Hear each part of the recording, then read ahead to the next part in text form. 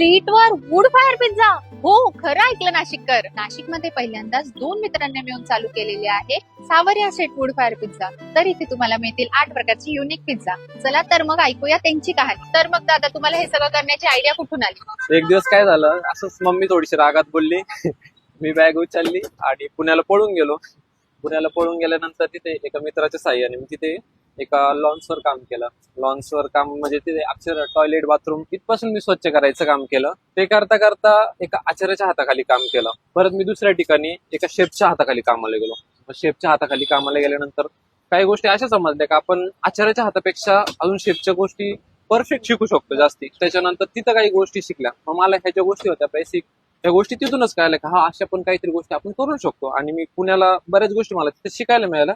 आपल्या परत नाशिकमध्ये इकडे आलो. इकडे आल्यानंतर असं कळलं की आपण थोडंसं काहीतरी अशी युनिक कल्पना मांडू शकतो की आपल्या नाशिकमध्ये नाहीये आणि थोडंसं जगा वेगळं आपण काहीतरी करू शकतो. तर ते केलं तर रिस्पॉन्स चांगला भेटून जाईल.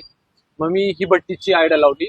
आता थोडेसे युट्यूबला पण व्हिडिओ बघितले काय करू काय नाही, का आपण पिझ्झा कसा बनवू शकतो काय नाही. पहिल्यांदा माझी भरपूर वेगवेगळ्या प्रकारचे सगळे खाद्यपदार्थ वगैरे ट्राय करून बघितले, पण मला पिझ्झा खूप छान ना माहिती.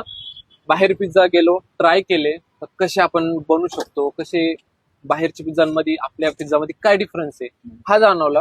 त्या ब्रँडच्या ठिकाणी गेल्यानंतर त्यांचे प्रत्येक पिझ्झा ट्राय करून बघितले आणि घरी आलो. घरी आल्यानंतर त्याची कॉस्टिंग काढली का आपल्याला किती रुपयाचं मटेरियल लागू शकतं, काय लागू शकतं. कमीत कमी मी 200 टाईपचे पिझ्झा मी बनवून बघितले आणि मला असं समजते की आता क्वालिटी आपण जर कस्टमरला चांगली दिली तर कस्टमरचा फीडबॅक पण चांगला भेटतोय. बाकीचे ब्रँड काय करताय की तेवढी जी क्वालिटी क्वांटिटी तिथल्या लोकांना देतच नाहीये. फक्त काहीतरी देता, एक मैदाचा बेस वगैरे आहे तो देता, त्याच्या नावाखाली चीज येतच नाही.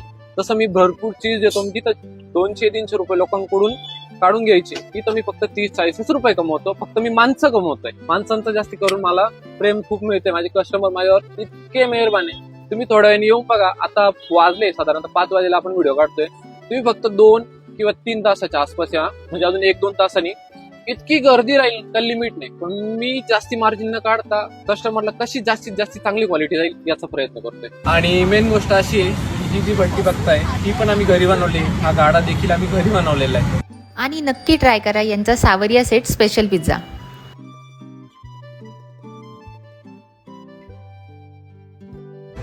तर नाशिककर, वाट कसली बघताय? आजच या सावर्या set wood fire pizza Nashik.